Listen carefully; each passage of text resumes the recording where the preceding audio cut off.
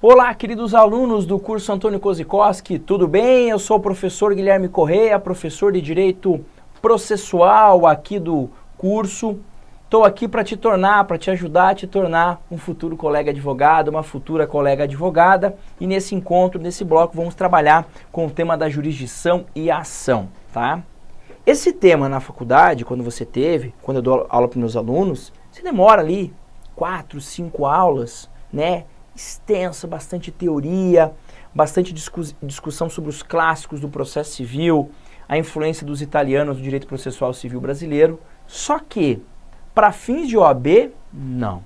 Para fins de OAB, basicamente, 4, 5 artigos resolvem o teu problema. Então, o tema jurisdição e ação está ali, ó, entre o 16 até o artigo 20 do CPC.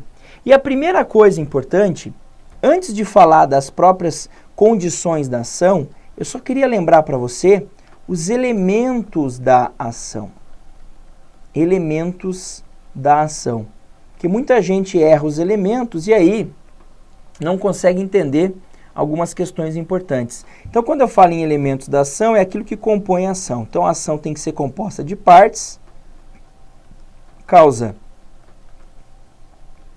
de pedir e o pedido, ok?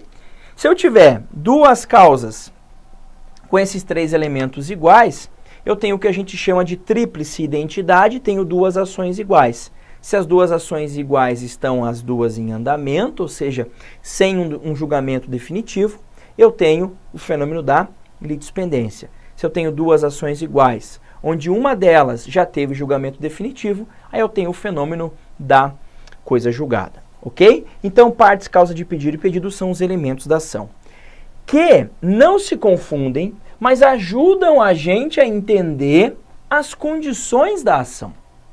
Então, as condições da ação, elas foram concebidas analisando os elementos da ação. Então, analisamos as partes, chegamos à primeira condição da ação, legitimidade das partes. Analisando a causa de pedir, por que você está chegando no judiciário? Qual é o teu fundamento, o que ocorreu? Me diga. Eu analiso a segunda condição da ação, que é o interesse de agir ou interesse processual, mesma coisa. E, analisando o pedido, eu chegava ao que a gente tinha, antigamente, Código de 73, como a terceira condição da ação, que era a possibilidade jurídica do pedido. Agora, cuidado, no novo CPC, só duas. Legitimidade e o interesse de agir ou interesse processual. Ok? Não temos mais possibilidade jurídica do pedido como condição da ação. E isso é antigo. Liebman, que concebeu a teoria das condições da ação, quando voltou para a Itália, com a modificação da legislação italiana, ele disse: não temos mais possibilidade jurídica do pedido. Só que não deu tempo de avisar, o código saiu com a possibilidade jurídica do pedido e isso ficou. Agora, aquelas situações, professor, que a gente ouvia de exemplo, tipo assim, vou dar o exemplo clássico que o professor dá em sala de aula. Cobrança de dívida de jogo, não pode, por quê? Pedido juridicamente impossível. Eu posso, então, agora cobrar a dívida de jogo judicialmente? Não, não pode.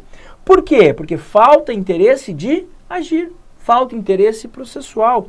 Porque o interesse de agir, o interesse processual, eles identificam a necessidade, utilidade, adequação da provocação. Então, você provocou o Estado por meio da ação. É necessário? Ele não me pagou. Ele me deve e não pagou. Então é necessário. É útil? Não. Como não é útil? Você não vai ganhar, você vai perder com certeza. E por quê? Porque o Código Civil veda a cobrança da dívida de jogo. Então não é útil isso, então eu vou extinguir por falta de condição da ação. Então, para que a sua provocação seja viável, para que eu diga que você não é carecedor de ação, a tua provocação tem que ser necessária, porque você precisa daquilo para resolver o teu problema, útil, porque em tese pode ter utilidade o processo, a gente viu que não tinha, e alguns trazem um terceiro elemento que seria a adequação. Você escolheu a via correta. Dá um exemplo clássico. Eu não posso entrar com uma ação monitória de um cheque que não está prescrito. Porque se o cheque não está prescrito, eu tenho qual via? A execução. A monitória não é adequada para isso. Beleza? Vamos falar um pouquinho da legitimidade. Quando eu falo em legitimidade ordinária e extraordinária. Legitimidade ordinária é a clássica.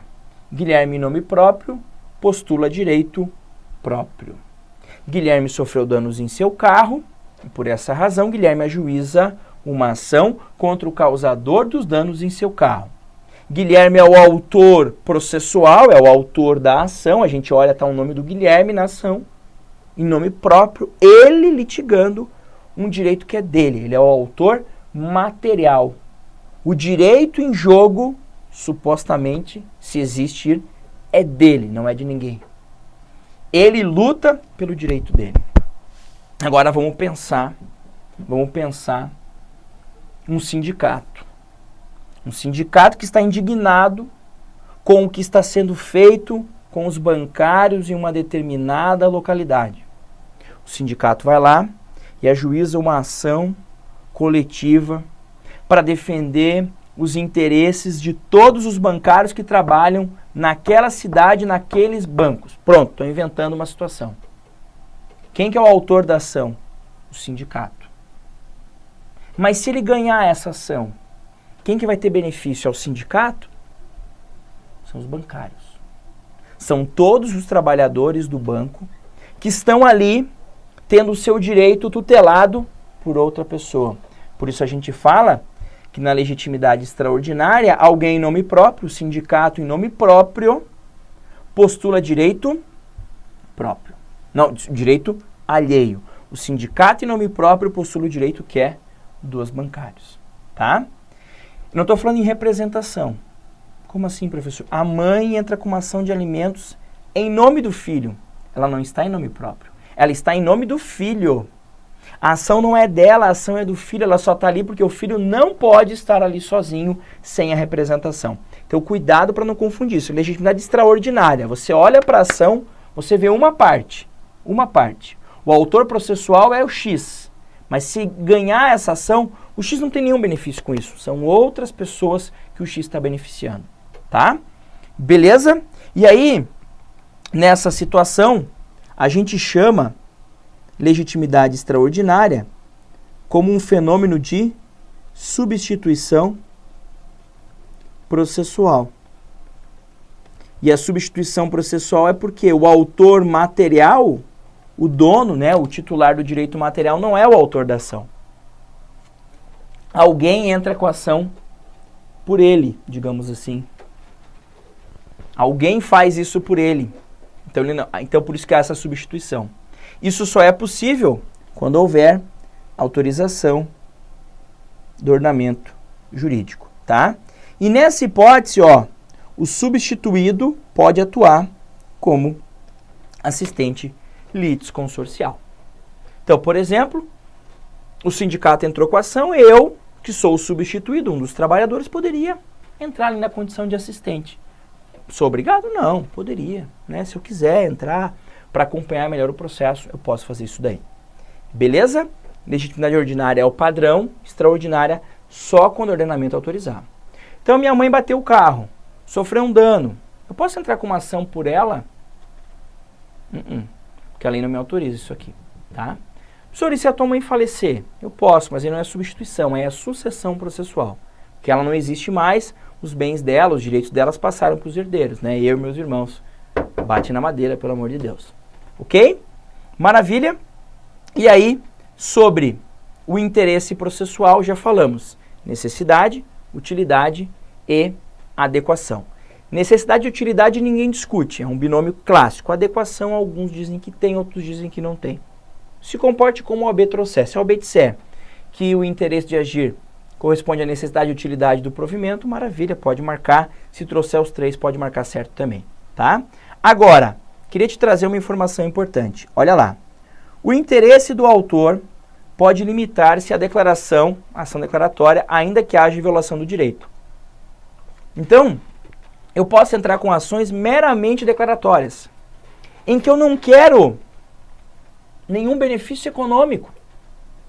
Eu quero que você me declare, juiz, filho daquele cara. Mas você quer alimentos? Não quero. Não quero alimentos.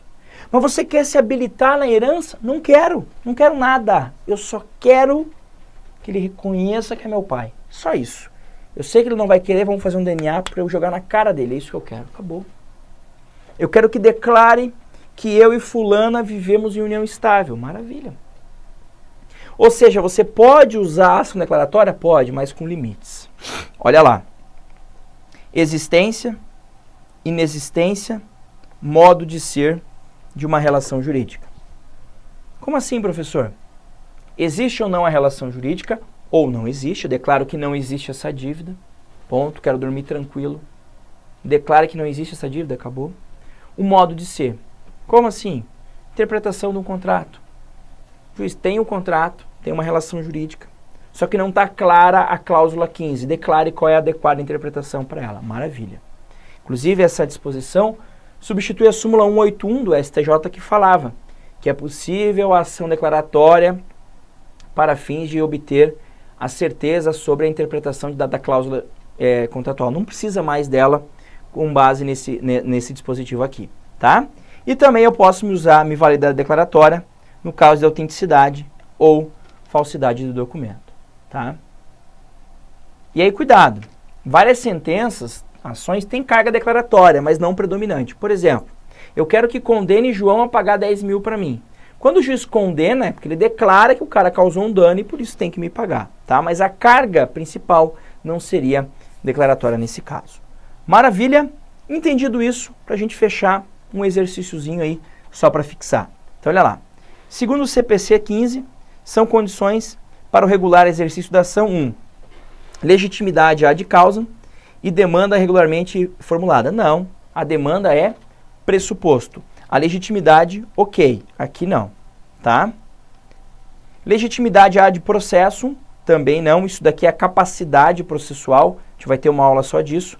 Possibilidade jurídica do pedido, já vimos que também não é mais condição da ação.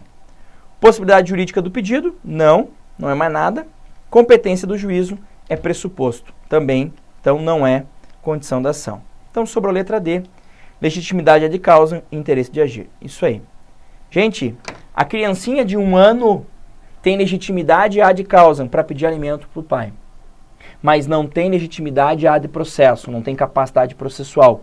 Por isso ela precisa estar em juízo representada por sua mãe, que não tem capacidade postulatória, por isso precisa contratar um advogado. Então a legitimidade ad causam é assim: aquela pessoa tem o direito, é titular do direito que ela está postulando, ela pode pedir alimentos para o pai? Pode, desde que, beleza, ela tem legitimidade ad causam. O desde que vai me dar a noção de legitimidade ad processo, uma capacidade processual. A gente tem uma aula só disso, onde a parte, se não tiver a capacidade civil plena, ela precisa estar representada ou eventualmente assistida em juízo. Maravilha? Um grande abraço, até o próximo bloco, onde traemos novos conhecimentos, novos temas aí importantes para esse exame de ordem. Um grande abraço e até mais.